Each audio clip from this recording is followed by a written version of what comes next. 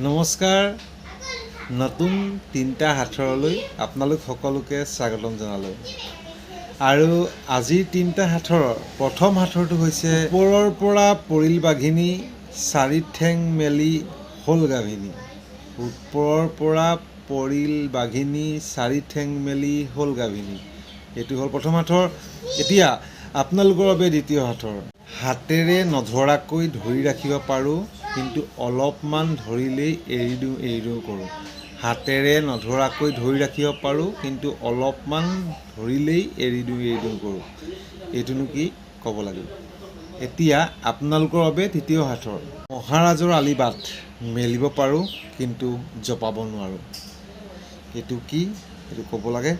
আৰু কথাটো হ'ল কি, তিনিওটা হাথৰ আপোনালোকৰ বাবে আগবঢ়াই দিলোঁ। গতিকে আপোনালোকে ইয়াৰ উত্তৰবিলাক আজি জনাবলৈ নাপাহৰিব।